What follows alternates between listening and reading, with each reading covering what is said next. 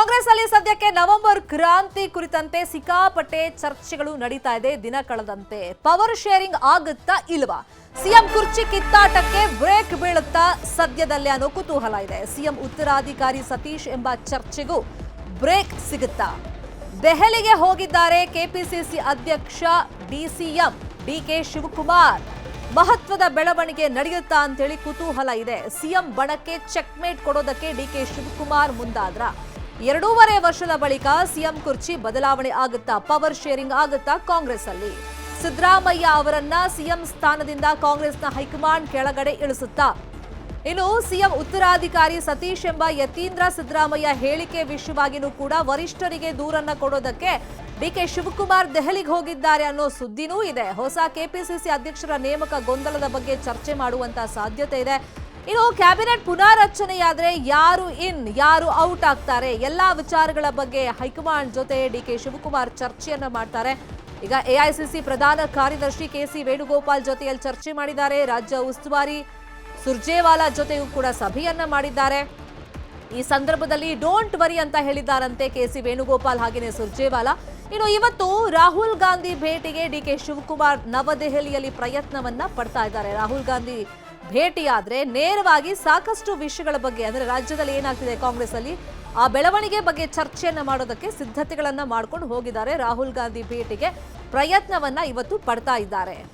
ಒಂದ್ ಕಡೆ ಕೆಸಿ ವೇಣುಗೋಪಾಲ್, ಮತ್ತೊಂದ್ ಕಡೆ ಸುರ್ಜೇವಾಲಾಗೆ ಏನೆಲ್ಲ ಸಂದೇಶವನ್ನ ಕೊಡಬೇಕಾಗಿತ್ತು ಅದನ್ನೆಲ್ಲ ಡಿಕೆ ಶಿವಕುಮಾರ್ ಕೊಟ್ಟಿದ್ದಾರೆ. ಈ ಸಂದರ್ಭದಲ್ಲಿ ಡೋಂಟ್ ವರಿ ಅಂತ ಹೇಳಿ ಉಭಯ ನಾಯಕರು ಅವರಿಗೊಂದು ಭರವಸೆಯನ್ನ ಕೊಟ್ಟಿದ್ದಾರಂತೆ. ಈಗ ರಾಹುಲ್ ಗಾಂಧಿ ಒಂದ್ ವೇಳೆ ಸಿಕ್ಕರೆ ನೇರವಾಗಿ ಎಲ್ಲ ವಿಷಯಗಳ ಬಗ್ಗೆ ಚರ್ಚೆಯನ್ನ ಮಾಡೋದಕ್ಕೆ, ಅಂದ್ರೆ ಸಿದ್ದರಾಮಯ್ಯ ಅವರ ಉತ್ತರಾಧಿಕಾರಿ ಸತೀಶ್ ಅನ್ನೋ ಹೇಳಿಕೆ ಇರ್ಬೋದು, ಕೆಪಿಸಿಸಿ ಅಧ್ಯಕ್ಷರ ಬದಲಾವಣೆ ವಿಷಯ, ಪ್ರಮುಖವಾಗಿ ಪವರ್ ಶೇರಿಂಗ್ ವಿಷಯವಾಗಿ ನನಗೊಂದು ಕ್ಲಾರಿಟಿ ಬೇಕು ಅಂತ ಹೈಕಮಾಂಡ್ ಹತ್ರ ಡಿಕೆ ಶಿವಕುಮಾರ್ ಹೋದಾಗೆಲ್ಲ ಕೇಳ್ತಾ ಇದ್ರು ಅಂತ ಏನೋ ಸುದ್ದಿ ಇತ್ತು. ಮತ್ತೆ ನವೆಂಬರ್ನಲ್ಲಿ ಬದಲಾವಣೆ ಆಗುತ್ತೆ, ಸಿಎಂ ಸ್ಥಾನ ಪವರ್ ಶೇರಿಂಗ್ ಬದಲಾವಣೆ ಆಗುತ್ತೆ ಅಂತೆಲ್ಲ ಏನ್ ಚರ್ಚೆಗಳಿತ್ತು, ಅದಕ್ಕೆ ಫುಲ್ ಸ್ಟಾಪ್ ಇಡುವಂತ ಕಾಲ ಸನ್ನಿಹಿತವಾಯ್ತಾ?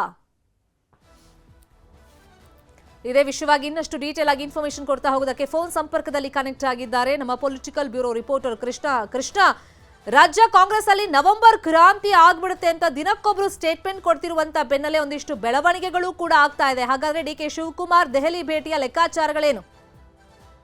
ಶರ್ಮಿತಾ, ಬಹಳಷ್ಟು ನಿರೀಕ್ಷೆ ಇದೆ, ಬಹಳಷ್ಟು ಕುತೂಹಲ ಇದೆ ರಾಜ್ಯ ಕಾಂಗ್ರೆಸ್ನಲ್ಲಿ ನಡೀತಿರುವಂತಹ ಬೆಳವಣಿಗೆ. ಡಿಸಿಎಂ ಡಿಕೆ ಶಿವಕುಮಾರ್ ಅವರು ಈಗ ತಾನೇ ದೆಹಲಿಗೆ ಹೋಗಿರುವಂತ ನೆನ್ನೆ ಹೋಗಿದ್ದಾರೆ.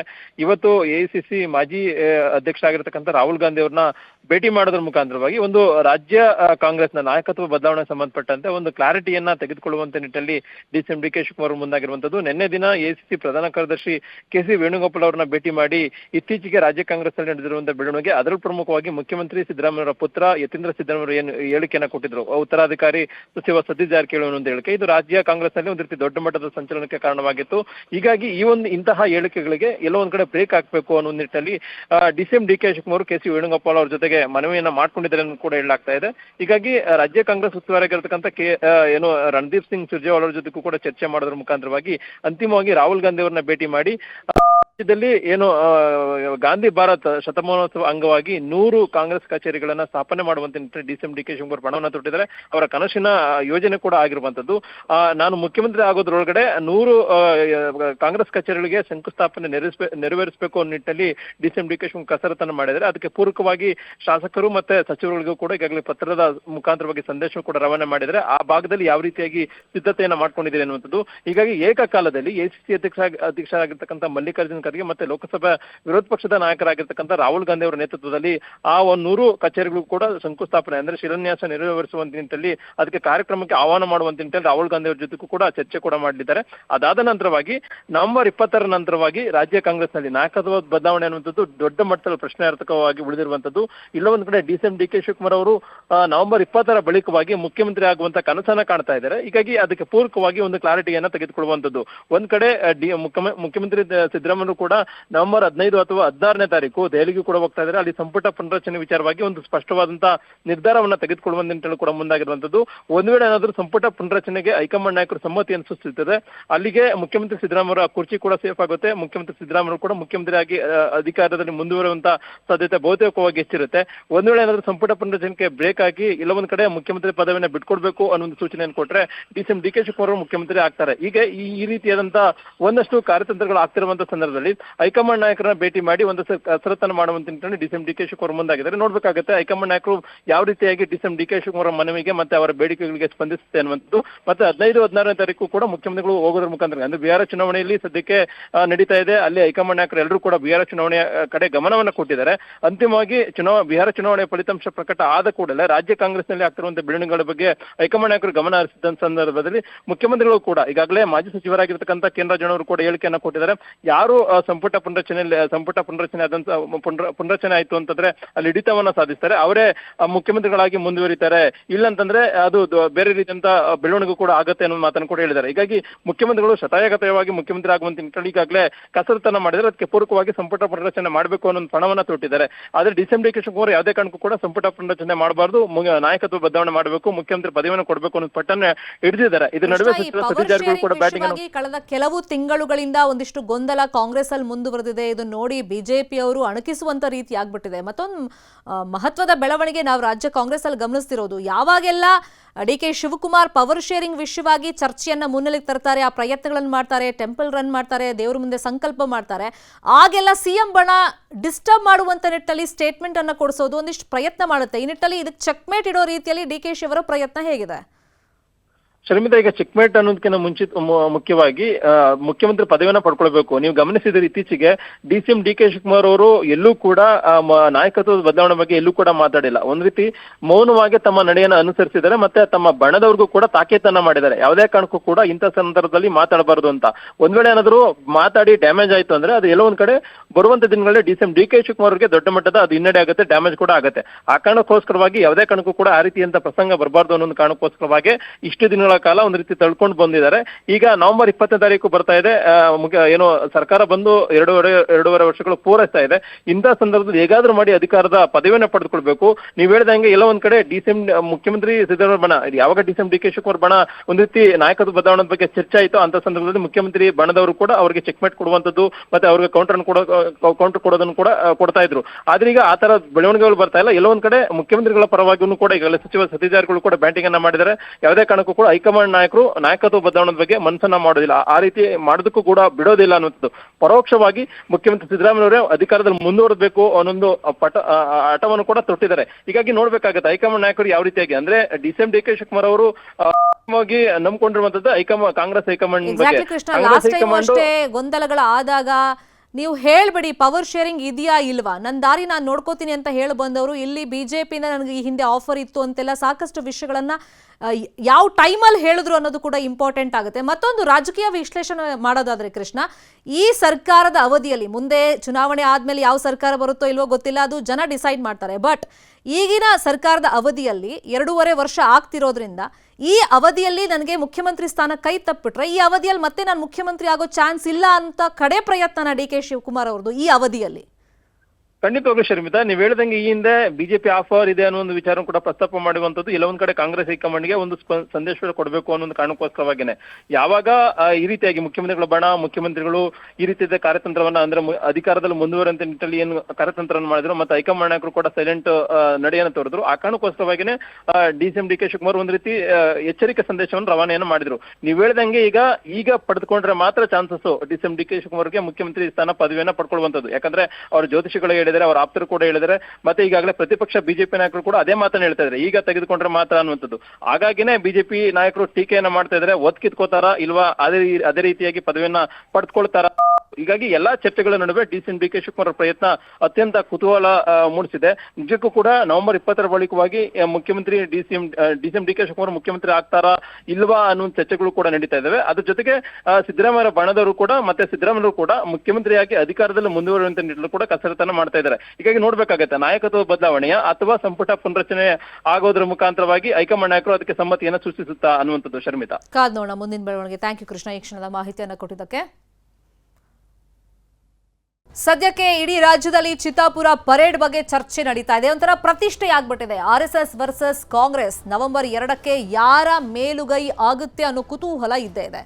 ಫಸ್ಟಿಗೆ RSS ನಮಗೆ ಪಥಸಂಚಲನ ಮಾಡೋದಕ್ಕೆ ಅವಕಾಶ ಬೇಕು ಅಂತ ಕೇಳಿದ ಬೆನ್ನಲ್ಲೇ ದಿನ ಕಳೆದಂತೆ ಒಂದೊಂದೇ ಸಂಘಟನೆಗಳು ಅದೇ ದಿನಾಂಕದಂದು ಅಂದ್ರೆ ನವೆಂಬರ್ 2ನೇ ತಾರೀಕು ನಮಗೂ ಅವಕಾಶ ಕೊಡಿ ಅಂತ ಹೇಳಿ ಅರ್ಜಿಯನ್ನ ಹಾಕೊಳ್ತಾ ಬಂದಿದ್ದಾರೆ ಜಿಲ್ಲಾಡಳಿತದ ಮುಂದೆ.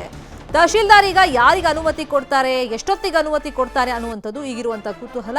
ಅದ್ರ ಜೊತೆಯಲ್ಲಿ ನಾಳೆಯೇ 10 ಸಂಘಟನೆಗಳ ಜೊತೆ ಯಾರೆಲ್ಲ ಅನುಮತಿಗೋಸ್ಕರ ಅರ್ಜಿಯನ್ನ ಹಾಕೊಂಡಿದ್ದಾರೆ 10 ಸಂಘಟನೆಗಳ ಜೊತೆಯಲ್ಲಿ ಶಾಂತಿ ಸಭೆಯನ್ನ ಕರೆಯಲಾಗಿದೆ. ಜಿಲ್ಲಾಡಳಿತದ ನೇತೃತ್ವದಲ್ಲಿ ನಾಳೆ ಶಾಂತಿ ಸಭೆ ನಿಗದಿ ಆಗಿದೆ. ಪಥಸಂಚಲನ ಹಾಗೇನೆ ಪ್ರತಿಭಟನೆಗೆ ಬ್ರೇಕ್ ಬೀಳುತ್ತಾ RSS, ದಲಿತ ಪ್ಯಾಂಥರ್ಸ್, ಭೀಮ್ ಆರ್ಮಿ ಹಾಗೇನೆ ಗೊಂಡ ಕುರುಬ ST ಹೋರಾಟ ಸಮಿತಿಗೆ ಅವಕಾಶಗಳು ಸಿಗುತ್ತಾ? ಕೋರ್ಟ್ ಸೂಚನೆಯಂತೆ ನಾಳೆ ಬೆಳಗ್ಗೆ 11:15 ಶಾಂತಿ ಸಭೆ ನಡೆಯುತ್ತೆ. ಸಭೆಗೆ ಹಾಜರಾಗುವಂತೆ ಅನುಮತಿ ಕೇಳಿರುವಂತಹ 10 ಸಂಘಟನೆಗಳಿಗೆ ಜಿಲ್ಲಾಡಳಿತ ಬುಲಾವನ್ನ ಕೊಟ್ಟಿದೆ, ನೋಟಿಸ್ ಅನ್ನ ಕೊಟ್ಟಿದೆ. ಆದರೆ ನವೆಂಬರ್ 2ನೇ ತಾರೀಕೇ ನಮಗೆ ಪಥಸಂಚಲನಕ್ಕೆ ಅವಕಾಶ ಕೊಡಿ ಅಂತ ಎಲ್ಲಾ ಸಂಘಟನೆಯವರು ಕೂಡ ಮನವಿಯನ್ನ ಮಾಡಿರೋದು. ರಾಜ್ಯದ 450 ಕಡೆಗಳಲ್ಲಿ ಪಥಸಂಚಲನ ಮಾಡಿದ್ವಿ, ಎಲ್ಲೂ ಭದ್ರತೆ ಸಮಸ್ಯೆ ಆಗಿಲ್ಲ. ಚಿತ್ತಾಪುರದಲ್ಲಿ ಭದ್ರತೆ ಸಮಸ್ಯೆ ಎದುರಾದರೆ ಕೇಂದ್ರದಿಂದ ಭದ್ರತಾ ಪಡೆಗಳನ್ನ ನಿಯೋಜಿಸಿ ಅಂತ ಹೇಳಿ RSS ಪರ ವಕೀಲರು ಕೋರ್ಟ್ಗೆ ಮನವಿಯನ್ನ ಮಾಡಿದ್ದಾರೆ.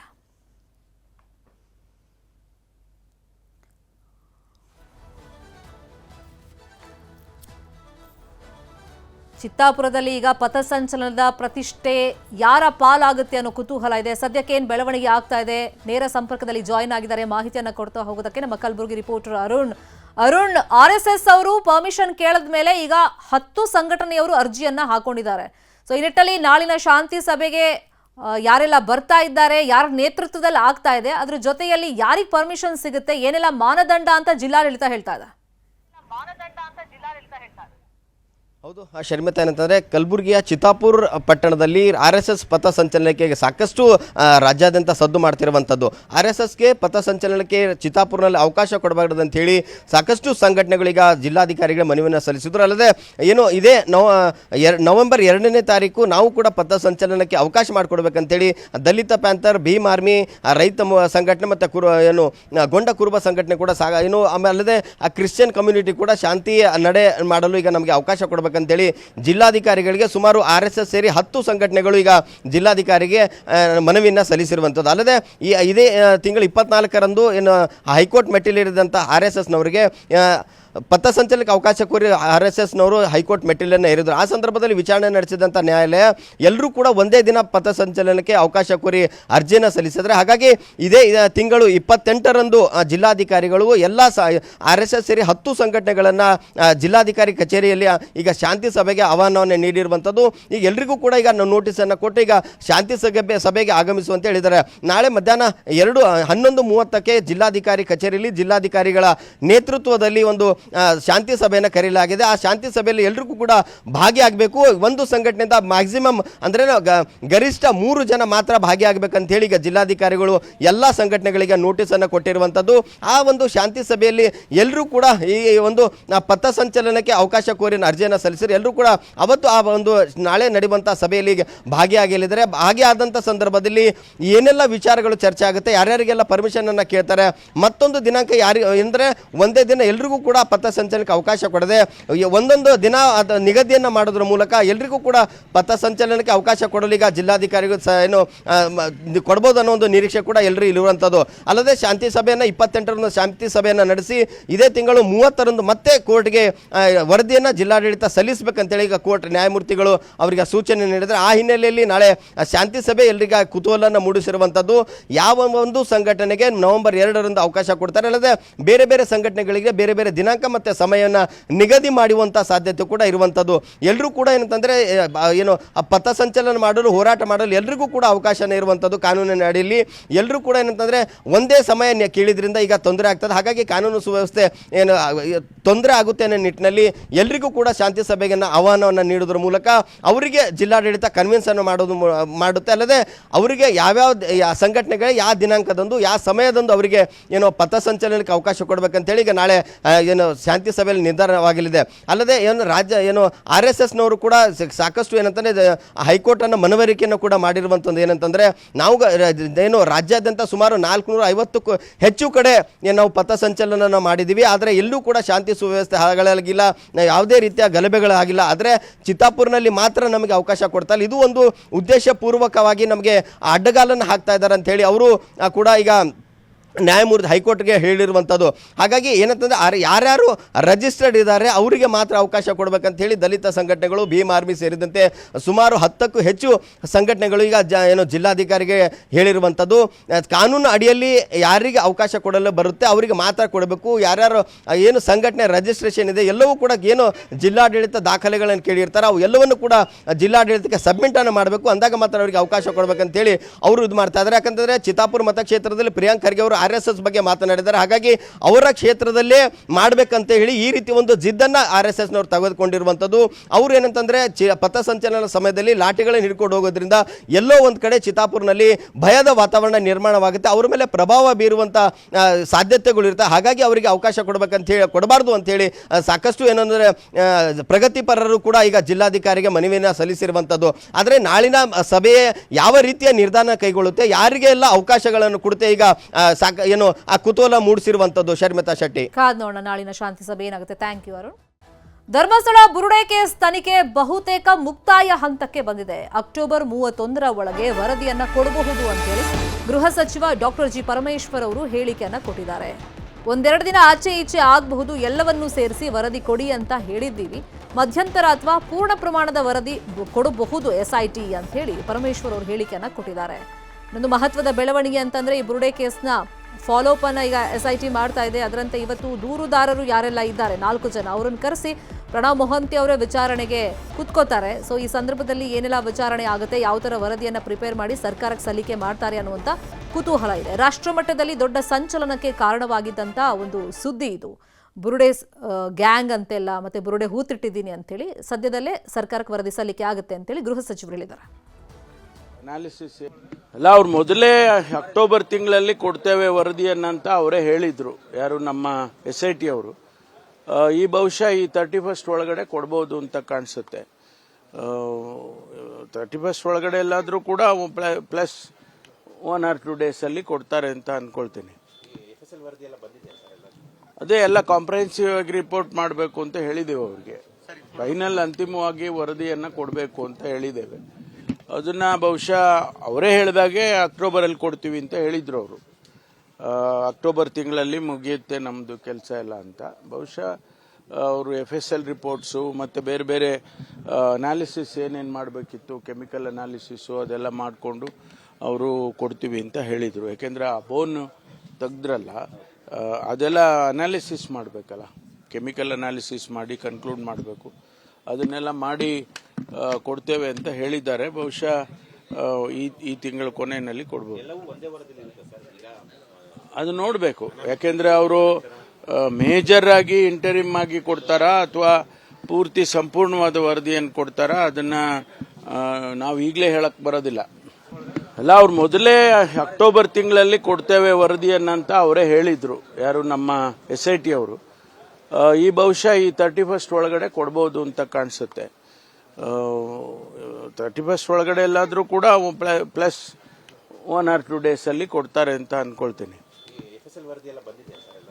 ಅದೇ ಎಲ್ಲ ಕಾಂಪ್ರಹೆನ್ಸಿವ್ ಆಗಿ ರಿಪೋರ್ಟ್ ಮಾಡಬೇಕು ಅಂತ ಹೇಳಿದ್ದೇವೆ ಅವ್ರಿಗೆ. ಇದೇ ವಿಷಯವಾಗಿ ಇನ್ನಷ್ಟು ಡೀಟೇಲ್ ಆಗಿ ಇನ್ಫಾರ್ಮೇಶನ್ ಕೊಡ್ತಾ ಹೋಗೋದಕ್ಕೆ ಫೋನ್ ಸಂಪರ್ಕದಲ್ಲಿ ಕನೆಕ್ಟ್ ಆಗಿದ್ದಾರೆ ನಮ್ಮ ರಿಪೋರ್ಟರ್ ಕೃಷ್ಣ. ಈಗ ಇಡೀ ರಾಷ್ಟ್ರವೇ ಕುತೂಹಲದಿಂದ ನೋಡ್ತಾ ಇತ್ತು ಈ ಕೇಸಲ್ಲಿ ಏನಾಗುತ್ತೆ ಅಂತೇಳಿ. ಮತ್ತೆ ಪ್ರತಿದಿನ ಮಾಧ್ಯಮದಲ್ಲಿ ವರದಿ ಪ್ರಸಾರ ಆಗ್ತಿದ್ದಂಗೆ ಕೇಸಲ್ಲಿ ಹುರುಳಿಲ್ಲ ಅಂತಾನೂ ಕೂಡ ಒಂದಿಷ್ಟು ಸತ್ಯಗಳು ಗೊತ್ತಾಗಿತ್ತು. ಸೊ ಈಗ SIT ಇಂದ ಅಧಿಕೃತ ವರದಿ ಯಾವಾಗ ಸರ್ಕಾರಕ್ಕೆ ಸಲ್ಲಿಕೆ ಆಗುತ್ತೆ?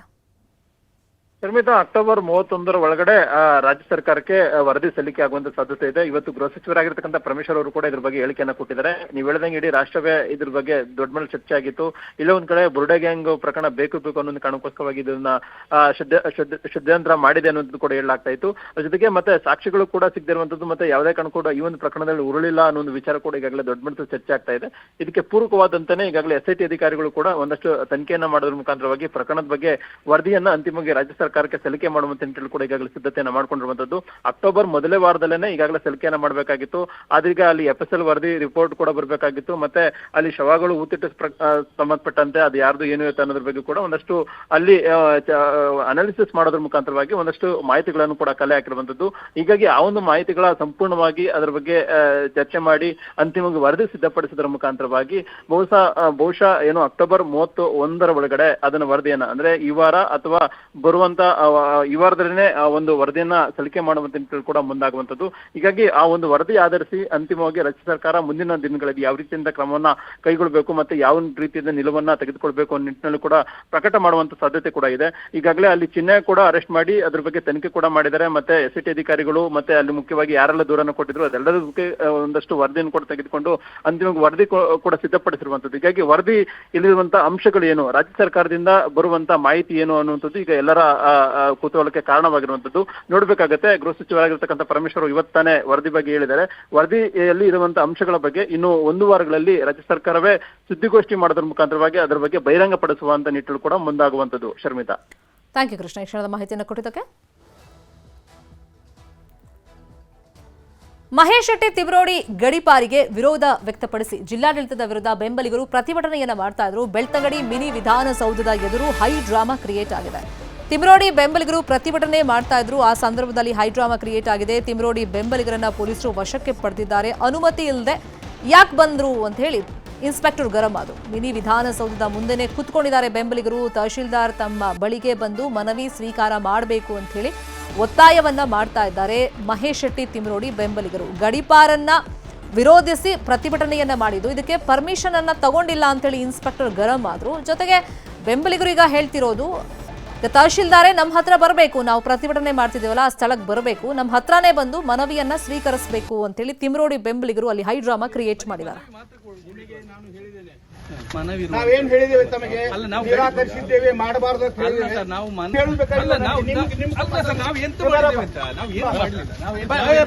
ನಾವು ತಹಸೀಲ್ದಾರ್ ಪರ್ಮಿಷನ್ ಅದೇನು ಕೊಟ್ಟೇ ಇಲ್ಲ.